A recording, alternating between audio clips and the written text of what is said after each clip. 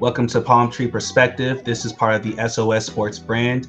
This is one of our shows. This is the West Coast portion where we'll be diving into the West Coast sports, particularly in LA, but overall the West Coast. My name is Hamilton James. I've been a lover of sports my whole life. I love talking sports. I also make music, do a couple other things, but most importantly, I'm here with the SOS brand. Shout out to Stacey and shout out to the rest of the guys. Hey, for those of you guys who don't know me, my name is Randall Hamilton. Just like Hamilton, I grew up in the San Fernando Valley portion of area of Los Angeles. I went to Syracuse University. I got a degree in communication rhetorical studies. Currently, I do sports reporting for the Valley Sports Telegram. I do sports writing. I cover high school sports here in the San Fernando Valley area, covering high schools around the San Fernando Valley.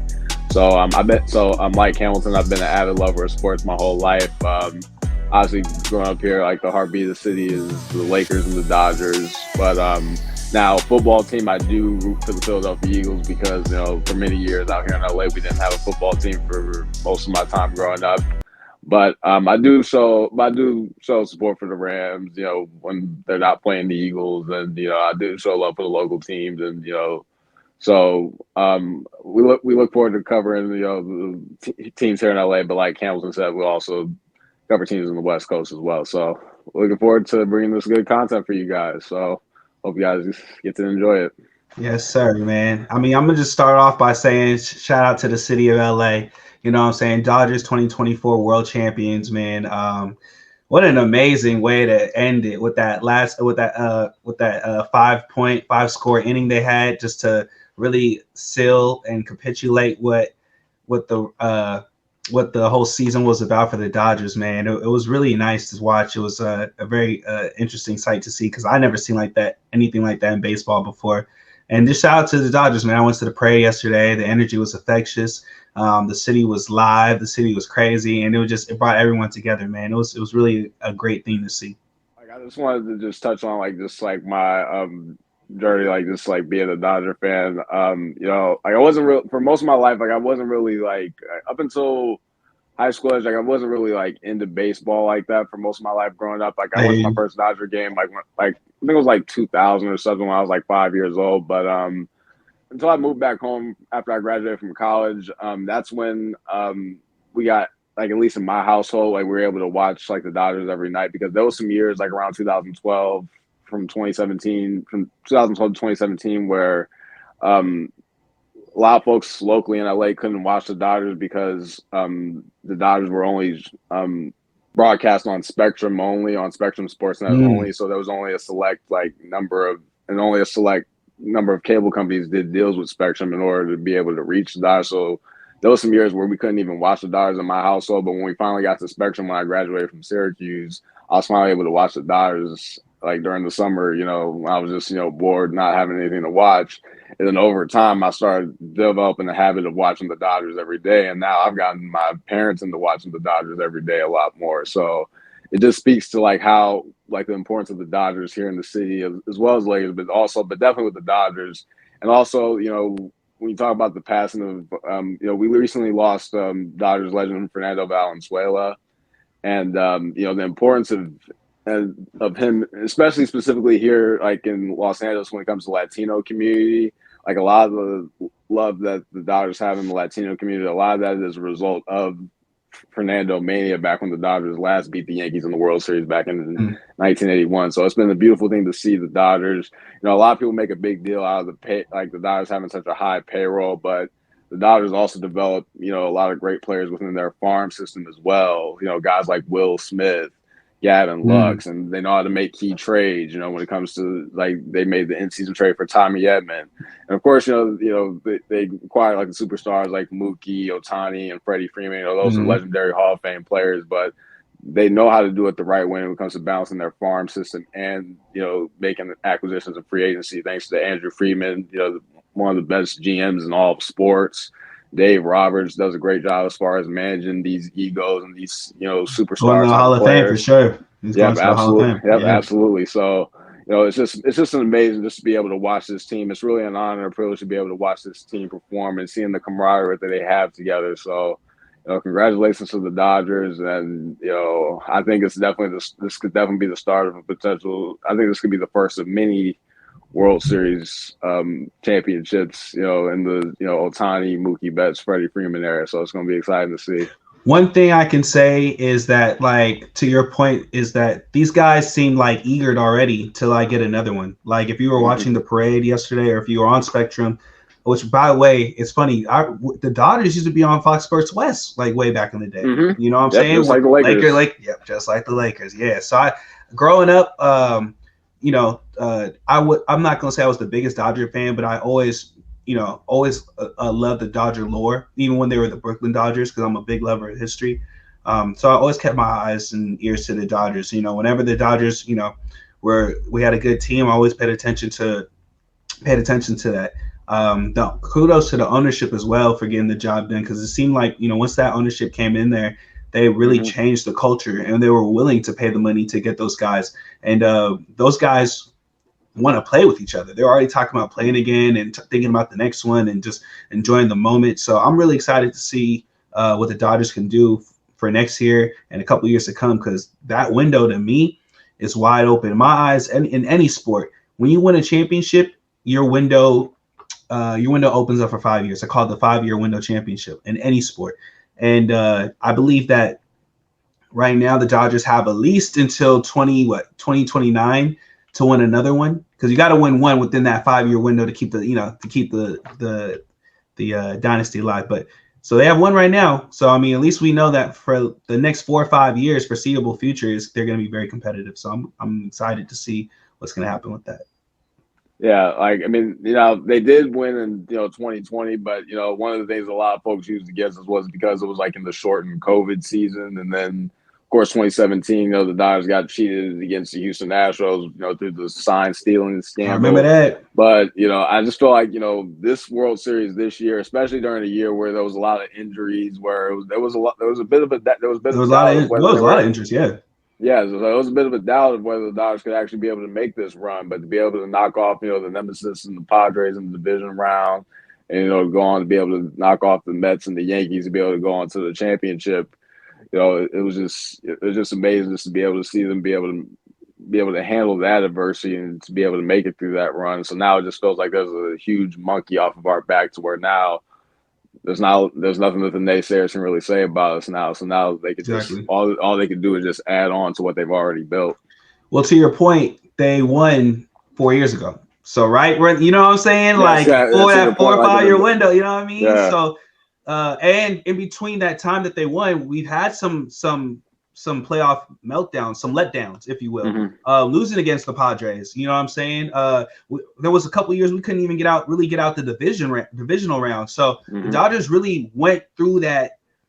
They went through the grind. Not only to mention, even with the Lakers, and we'll probably talk about it later on in a different episode, but the whole bubble championship or the COVID year, until you win another championship, and then it's kind of weird how that happens, because now that 2024 championship kind of validates that 2021 in your eyes, or probably in the eyes of a lot of the players too.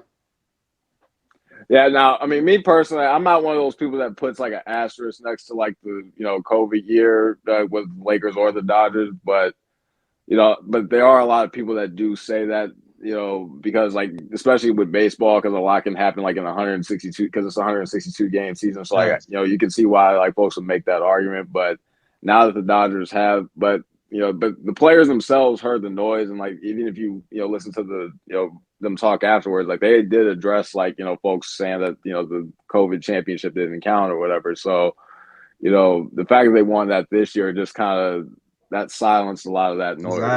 Exactly. I completely agree.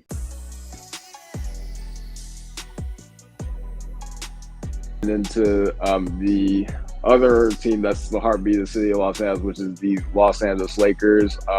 So far through 6 games, the Lakers have gotten off to a 4-2 start, which is a huge difference in previous seasons where the Lakers have gone off to rough starts. So far, the Lakers right now are 4th in the NBA in offense. Through 6 games, they're 4th in the NBA in offense. Impressive. Anthony Davis now is monster. Yep, I believe he's 2nd in the NBA in rebounding, and I think he's averaging I believe he's averaging 32 points a game this Hmm. season. Yeah, so yeah, he's averaging 32 points a game this season, 32 points, 13 rebounds. So like he's definitely been hovering around that. You know, Monster. he's been dominating. I think he's emerged as a clear cut best player right now, like so far on the team. You know, LeBron's still doing his thing, but he's taking a step back. And so, Ham, like, what are your thoughts? 31-12.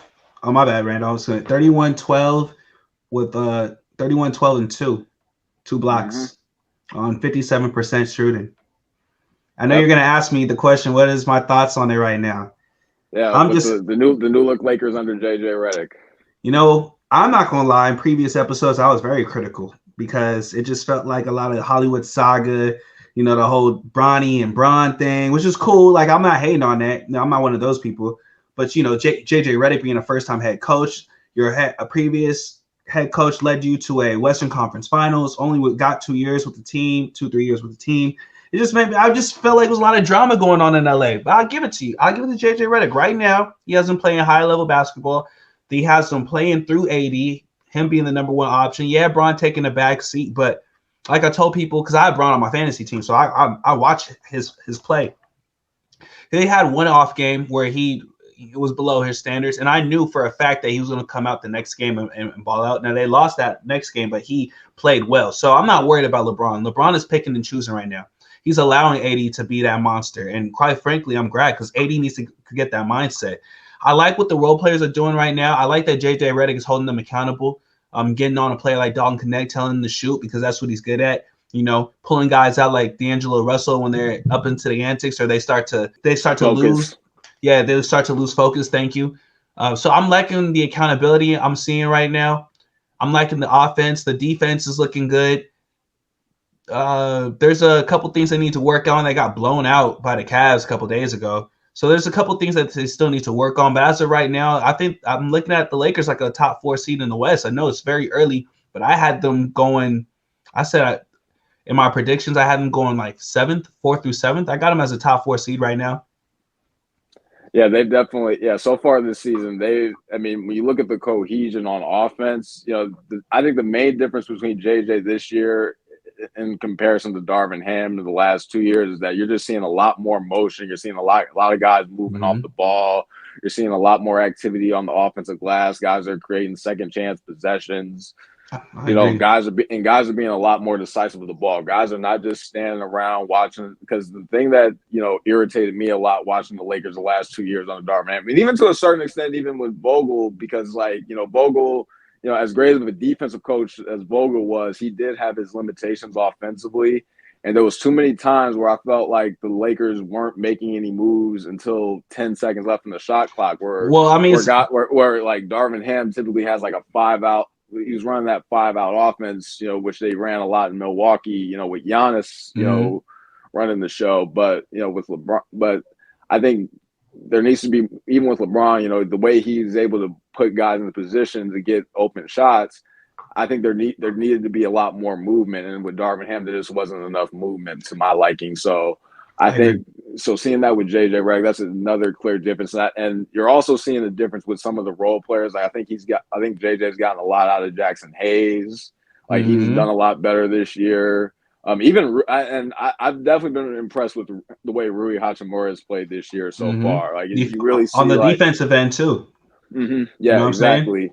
And he's definitely been more active on the glass too, which there was times where Rui can kind of drift off when it comes to rebounding. So those are a lot of the positives. Now, I do think the main negative about the Lakers so far this year has been that the defensive backcourt continues to be a bit of a liability.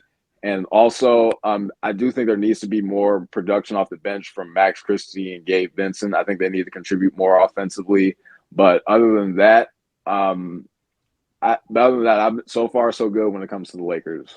Gabe Vincent, I agree with you with. I don't think Max Christie really gets enough minutes to get into a rhythm. Because I see it too. I know what you mean. He's coming off the bench as like the 8th, 9th man. He needs to produce in some type of capacity. I just don't feel like he really gets enough minutes to produce. We're talking about the backcourt because I completely agree with you. Like our backcourt is defensively is a liability. We're missing guys like Vando. You know what I'm Oh saying? yeah, He been injured 100%. forever. So we And are Christian missing Wood. Christian Wood. So we are. Well, he's more of a. I think he's more of a what I call a traffic defender, where you can turn the defense into him, and he can create a block or contest. You know what Yeah, I'm saying? But exactly. as far as like perimeter, like lockdown, or perimeter, like guys who are like in that 6'3" to like 6'7" range, who can guard multiple positions, wing defenders. I think we're missing that heavily in Vando. I still think about his production against the Warriors a couple years back, and it's heavily missed. So I think we're missing him. To your point, another thing that you didn't mention about JJ Redick, he's making in-game adjustments that Darvin Ham Hmm. would not make. Yep. I agree that LeBron is when you play with LeBron, I call it LeBron-centric basketball, where he is so much gravity on him because he's always having the ball. Going back to the Vogel thing, LeBron played point guard that season. So I know Jason Kidd was also there on the bench, and that also helped with a lot of the architect as far as the offensive, the way the ball was moving offensively. But we had to remember Brown was playing point guard a lot that season. I think that the Lakers are best suited now when LeBron plays off ball, in my opinion. That way he can get into that dunker spot, or he also can create for others and find the open pass. I seen something a couple days ago where it was perfect ball movement to allow AD to get the basketball. LeBron's going to do LeBron type things. I think that the defense, a lot of defenses kind of expect that from the Lakers to have, for LeBron to have the ball in his hands a lot. So that's one thing I want to see the Lakers change just a little bit more. Continue to do it. Continue to have, LeBron more off ball. Continue to have AD be the dominant number one option. Another thing I'm noticing, you mentioned production from the bench. I do agree with Gabe Vincent, but I feel like Gabe Vincent is still. I still feel like he's still learning with this team because he wasn't really there last season. He was hurt a lot, so I feel like maybe give him some time. It's still early. I do agree with we're gonna need those guys to at least be on 3-point shooters and be able to not get easy buckets on. I think the Lakers. I don't want to say the Lakers are a piece away. I just feel like the Lakers need like one more like Vanderbilt type of player. It doesn't even really have to be a scorer, like an Andre Roberson type of guy. Someone who's not. I mean, he doesn't have to be super be a super liability. Yeah, a glue guy, a defensive glue guy. Who can guard wing defenders. Someone like that who brings the energy. I wish defense. I wish we kept. You know what I'm saying? Like a Rashawn Holmes from the Kings or a Torian Prince. I don't know why we gave him up, or maybe we couldn't pay him no more. But someone like that, I think we could have gotten a lot. If Torian Prince was on this team with JJ Redick, I think he would expose that a lot more. So I think we're missing just like that one piece. But I'm excited to see the Lakers play and see what they can do. I don't feel like the West is super dominant at all this year.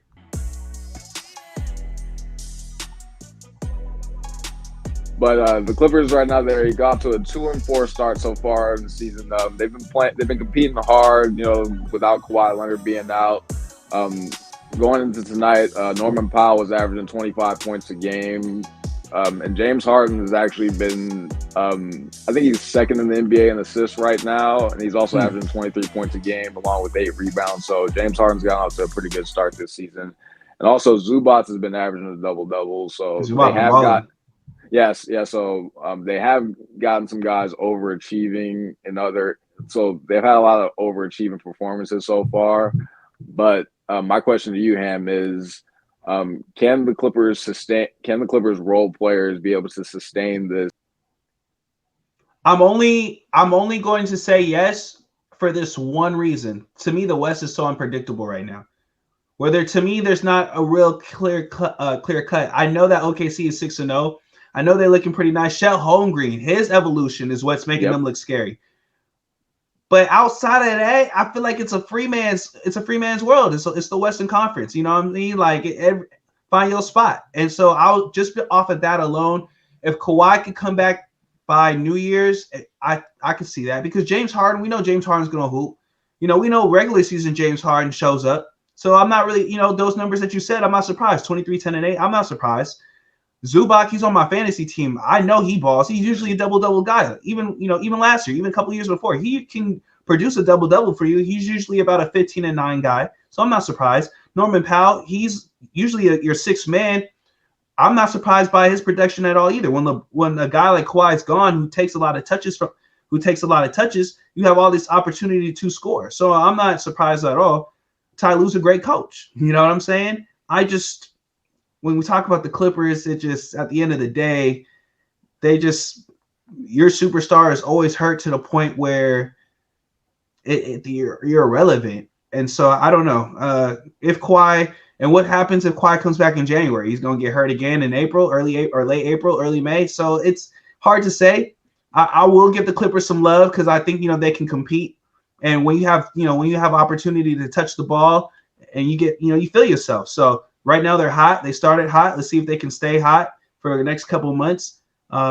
We know that James Harden is going to be able to facilitate. So I'm not really worried about as far as ball movement and the offense. I know that they have a point guard / shooting guard, scoring guard, however you want to look at it. So it's just, to me, can you weather the storm until Kawhi gets back? And I think in an unpredictable West where everybody's beating up on everybody else, I think you can do that for a couple months. Speaking specifically to Norman Powell, he was one of those guys that really wanted to take the challenge of rising up and stepping up to be able to take on that scoring role with Kawhi being out. He does have experience, playing with Kawhi, not just with the Clippers, but also in Toronto. And, I do think the Clippers management and Lawrence Frank, I think they went about when Paul George left, I think they wanted to build a team that can, similar to the way the Raptors were able to, stay somewhat competitive a couple of years after Kawhi Leonard left. I think they wanted to they wanted to have guys like Derrick Jones who could defend. They brought Nick Batum back. They wanted to have some length as far as on the wing. They still wanted to keep that level of consistency and then still have Zubats. And also, Kevin Porter Jr. now, he can be kind of an erratic player at times, but he can also bring a little bit of that. Yeah, he could also bring, he can be a lightning rod in that sense where he could also be a lightning rod on the positive end for you as well. Terrence Mann's a good role player. I like Terrence Mann still. You know what I'm saying? Yeah, exactly. So there are, in the event that Kawhi were to come back, there are pieces surrounding him where they can still be a competitive team in the Western Conference. But unfortunately, being that the Clippers over the last 5 years, they've been at the mercy of Kawhi Leonard's health until they're somehow able to get reassurance from that. That's the whole thing about missing your superstar, because it's your superstar right there that's supposed to clean up up that mess and get you those points. Do you feel like the Clippers set their franchise back 10, 20 years, like a generation? And the reason why I say that is because they chose the hot commodity over a long-term process. And it's funny that we talk about OKC because Shai Gilgeous got drafted by the Clippers, and to get Paul George, to facilitate Paul George, he was in that trade, and you don't have Kawhi Leonard, so Kawhi Leonard's always hurt. Paul George is now gone, and you just got beat by this kid who was second, third in MVP voting last year, and could have he had flashes of greatness. I used to watch him when he was with the Clippers. He had flashes of greatness playing under Doc Rivers. So I just think about it all. And I'm just like, man, you guys could have had your next generational player, but you chose the quick and easy thing, thinking because Kawhi was just winning a championship. He had just won the championship. He was looking to come to LA. It's everything I know, everything's hindsight 2020. Yeah, but at the same time, you got to remember, Shai was a lottery pick. He wasn't like he was a scrub. I think Lou Williams even addressed it to where, even the players on that team, they knew how special Shai. They knew Shai was going to be a special player. Now, I don't know if they knew that he was going to be an MVP type of player, this good, but they, back of their minds, even when they made that trade, they understood what they were getting in Paul George, but in the back of their minds, they also knew that what they were losing. Yeah, they knew that this kid's gonna be somebody in this league.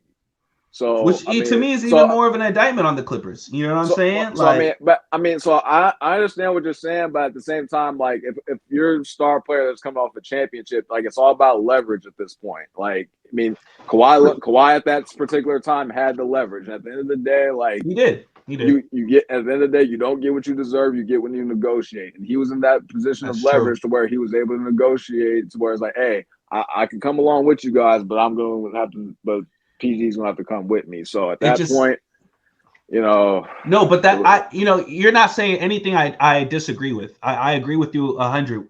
What I'm saying is you chose the quick and eat. Think about this. Think of 2024, right? So Kawhi's been there for about 5 years now, right? 5 years since 2019. He left after the championship. 5 years.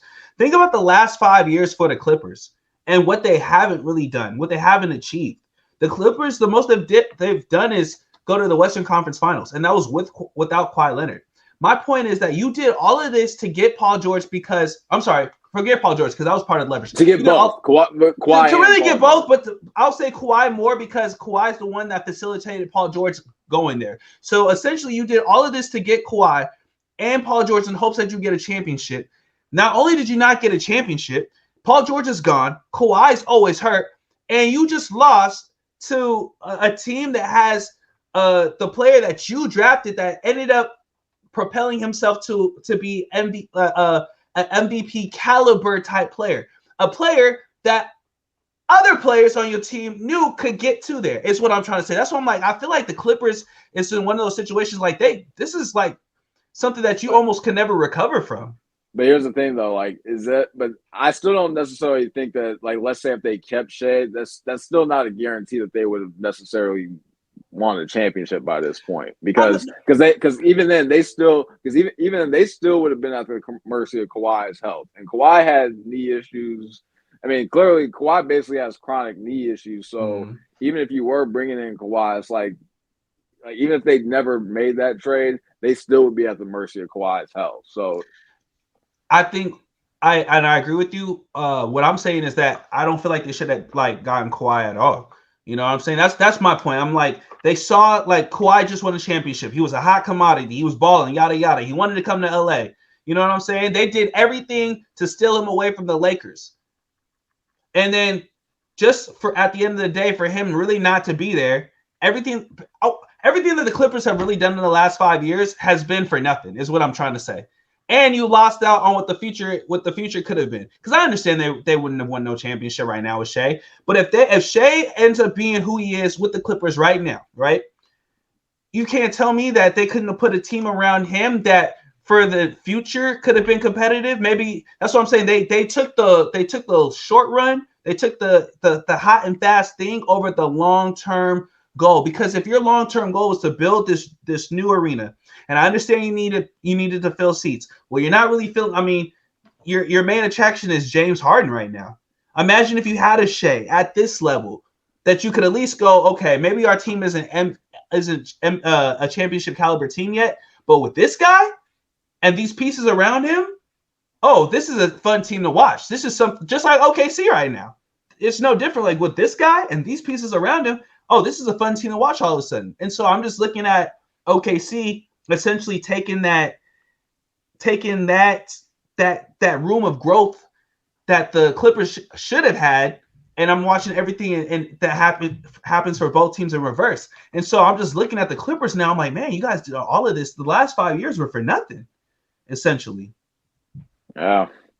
So for real, but like at the end of the day, like sometimes you take a swing and sometimes you hit and sometimes you miss. Like it happens, man. That's so. We're going to move on to the Los Angeles Rams. This week, well, I guess last Thursday, we saw the return of the dynamic receiving core of Puka Nacua and Cooper Kupp. Rams were able to get a key win against the Vikings to be able to go to 3-4 on the season.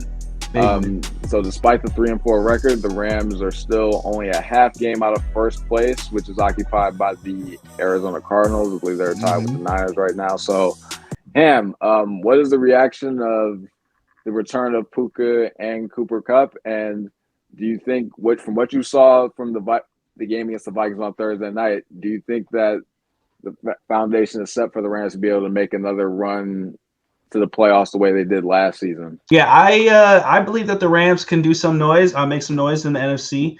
I didn't really expect them to do nothing last year, and I feel like they're a better team this year than they were last year. I think that the injuries set us back, but we were able to still win some football games and find a way to do a couple things. And we have some quality wins against the 49ers and against the Vikings. So I believe that, well, I'm not going to use the Raiders right now because they're not quality win, but I do believe that the Rams could make some noise.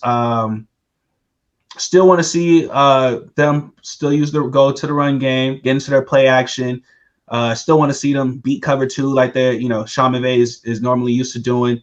And I'm liking everything I'm seeing right now. I'm glad that Cooper Kupp was able to play throughout the trade rumors and all that noise and all that mumbo jumbo, because the Rams would be foolish as hell to give him up right now. So right now, I like what the Rams are doing. It's I think it's funny that you bring up the Cooper Kupp trade rumors, because I think a lot of times, like, there's always this idea of, like, especially with the Patriots, the way they did things under Belichick, where it's like, oh, you got to get rid of a guy like before he a year too early. A year too early, and given that Cooper Kupp is had like issues with injuries. It would be like people think, okay, like, since he's had trouble staying healthy, it's like, okay, it'd be easy to move off of him. But I do think that, the culture, like, Cooper Kupp has been so embedded into the Rams culture, along with, Stafford and Sean McVay, that I think those three guys are married at the hip, to where it's like, I think whenever one of those guys, like, let's say if Stafford were to retire, I'm pretty sure, McVay and Kupp would probably follow up. So I think all three of those guys are married at the hip, along with Les Snead, the GM, and Stan Kroenke, the owner. So, like, all those guys are kind of married at the minds, where they're the foundation of the Rams, which, along with Aaron Donald, obviously, who just retired. So I think they're, to your point, they are what's left, because it used to be Andrew Whitworth, Aaron Donald. There were some foundational pieces. So I agree with you. They are what's left of that. Yeah, you're right. So, like, those three foundational pieces. So I think as long as those guys stay together, as long as Sean McVay is here, and as long as Stafford's here, I don't think Cooper Kupp's going to go anywhere. As far as the on-the-field play, I think the Rams, the encouraging sign is they're also getting healthier on the offensive line. Earlier this year, they had multiple injuries on their offensive line. So, and Stafford was having issues, they were having protection issues. And obviously now with his receiving core back, Stafford's able to spread the wealth around now, and the Rams are a lot more dangerous offensively.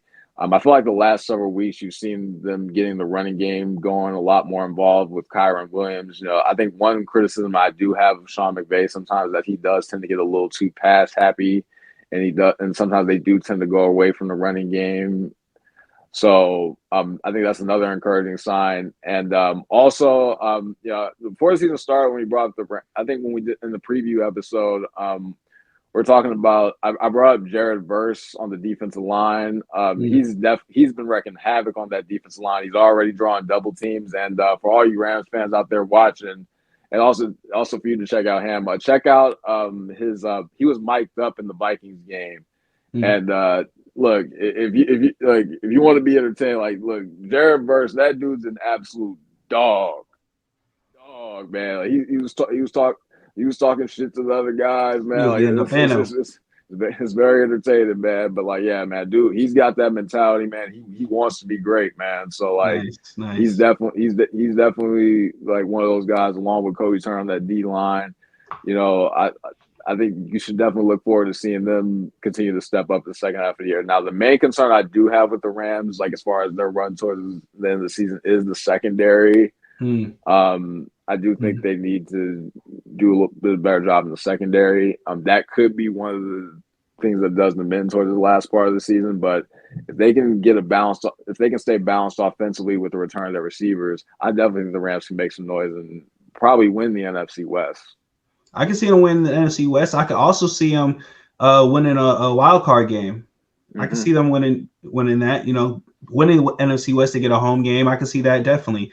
But last but not least, we're going to move on to the other team in LA in the NFL, and that's the Los Angeles Chargers.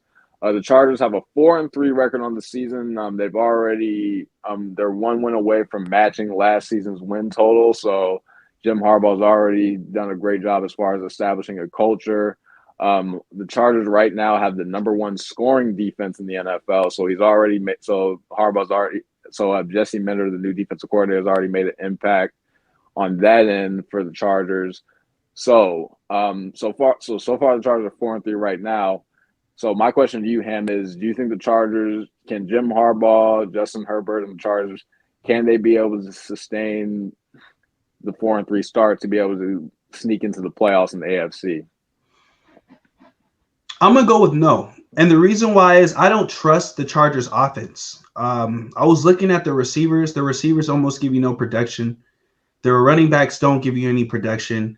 I don't know how they're going to be able to sustain a lot of points, especially coming out the NFC West, where it seems like Denver's doing it. AFC West. Sorry, AFC West. When Denver's doing their thing and the Chiefs are doing their thing, and the Chiefs have been finding ways to score the ball, even with them being depleted. I don't see Justin Herbert and the gang doing that. Their defense is, to me, still needs some work. I still feel like this is a team that's about 2 years away from really competing for something serious. What I really want to watch right now is just to see how they compete. If they compete hard, if the defense is improving, that's what I'm really looking for. I also feel like they need a guy. They lost to Keenan Allen, and that was a huge loss. I think they need like an actual number one. Right now, the receiver core just isn't cutting it for me. So I don't think that they're gonna make much noise. It remains to be seen, though. I just don't feel that way. But I do like Harbaugh, and I do like Justin Herbert. And I do feel like they can find something to make it happen. I do feel like the ownership is committed to doing better than they have before. So I'm interested to see what the Chargers will do. But yeah, right now I'm just not impressed. Well, I mean, I think the thing is that because I brought up the scoring defense because I know that typically, yes, they have Khalil Mack and Joey Bosa, but like they're not. The defense isn't really filled with a lot of household names. But Jesse Minter's had the defense playing like way above like what was typically expected of them. Would you say that's what's keeping them? Yeah, because think about it, last year the Chargers gave up 63 points to the Raiders. So and now they're only giving up 13 points a game. So I think a lot of times, like if you get a good defensive coordinator, like somebody like a Jesse Minter, like you can maximize a lot, like with less talent on that side of the ball. Like Belichick did this all the time. Like they took a lot of like no name guys from other teams, and then they make it work, and you can coach them up within your scheme. So, and I think the main thing that Harbaugh has done is he's given them an identity change. Like Justin Herbert's not throwing the ball like 50 times a game because they don't have as much of a receiving core. Like he's not throwing the ball 50 times a game. Now, Now they do have J.K. Dobbins at running back. Now, he's not like known as like a top 5 running back or anything, but he's definitely been like a serviceable back like in the NFL. He's cool. Yeah, yes, but the main thing is that but the first round draft pick that they got was Joe Alt out of Notre Dame on the offensive line. So the offensive line, and they also have Rashawn Slater. So I think a lot of times the production out of their running game is due to the fact that they do have some studs on their offensive line that's able to push the pile as far as the running game is concerned. Mm-hmm. So that's the way. So Harbaugh's really been able to kind of do like a play defense. Run the football, not Herbert, not turn the ball over. So he's kind of taken a more old school approach to the Chargers, which is why they've been able to win games because he's establishing an identity of physicality with the Chargers, which is something that the Chargers have been missing for many years. So I think that's why I think the Chargers have been able to get to a 4-3 record so far, which is more than what was expected of them because they've been able to establish that identity under Harbaugh. 2 things I want to mention real quick. One, J.K. Dobbins, 112 rushes, 535 yards, 4 touchdowns. The LA Chargers have not scored 30 points or more this season. Yep. And so when I look at that, and then I'm looking at their offense, and I'm really looking at who's giving them major production outside of a J.K. Dobbins on the rushing end, maybe a Gus Edwards, but he's not giving them too much either. It hasn't scored a touchdown this year. It's only produced really about 100 yards. Looking at the receiver core, you have the Alad McConkey, who's giving you 4 touchdowns, but only 30 receptions, 300 yards this year. Will Disley. I've never even heard of the guy, respectfully, of course. But 233 yards. It's just I'm looking at these guys and I'm just like, and I'm thinking about, who they have to go up against, and will they be able to score points, or if they better yet, if they go up against a top ranked defense, will they be able to put up points? Going back to that game at the beginning of the season with the Chiefs and the Chargers, I mean, it wasn't a high scoring game. But the fact that the Chiefs were able to, their Chiefs defense just completely neutralized Justin Herbert just makes me feel like this team is just not ready yet for the big dogs as far as defensively. I'm looking to see who exactly who have the Chargers beat this year. Well, they beat the Saints. I give the Broncos, they're a good team. So I will give you that. The Broncos is a good win. They beat the Raiders, beat the Panthers. Yeah, I'm just looking at the schedule for who the Chargers have beaten, and I'm just kind of not that impressed. And then when I take that in consideration with the lack of production you're really seeing from the receivers and the running back, and then on top of that, the fact that they haven't even had a 30-point scoring game this season, makes me feel like the offense just isn't there, and it makes me feel like they've relied heavily on their defense. But then again, like I said, like the teams that they've beaten have been kind of weak. So it's hard for me to really gauge the Chargers. They are 4-3. They have a winning record. They're competing in the AFC West. So I can't completely just, dump on them. And I'm not going to do that. I'm just saying, if we're talking about, a major playoff push, getting to the divisional round or something like that, I just can't see it with this team yet. Yeah, I don't think they're going to actually, as far as make a run in the playoffs, but as far as just getting there and getting to the playoffs, to the last spot, I think that's still well in the realms of possibility, which I still think would massively exceed expectations given the fact that they only won 5 games last year, and given that that's Harbaugh's first year, and he's still going to continue to build this team going forward. So I do think that. Even if they don't get to the playoffs, even if they get to 8 wins, let's say if they get to 8 or 9 wins, I still think that'd be a good season as far as just establishing that identity under Jim Harbaugh and establishing that. I agree with that. Yeah, because typically the Chargers, they're not known for being a physical football team. They've never really been known for being a smash mouth physical football team. So now he's bringing that identity to want them to get to that level. So I think Chargers fans should definitely be excited under that. All right, well, that'll be this week's episode. So going forward, looking forward to more content from you guys. Follow me on Instagram at @Rand_Hamilton for my content for the Valley Sports Telegram. Also follow that webpage at BST_media. Ham, is there anything else you want to promote and plug? I just want to say thank you guys to checking out the first episode, man. You got to get your feet wet somehow. Everything starts with a step. So I'm excited. I'm glad I can sit here and talk some sports with my buddy for an hour. If you guys want to holler at me, anything I said you think was crazy or you agree with me with, because my takes are going to get even more crazier. This is just episode 1, baby. But come talk to your boy. My Instagram is Hennessy Ham. Hennessy like the drink. Ham short for Hamilton. You can find me on TikTok too. I like talking sports on TikTok as well. 818 Hammy. And yeah, man, thank you guys once again for being part of the Palm Tree Perspective, episode 1, part of the SOS Sports brand. See you guys again.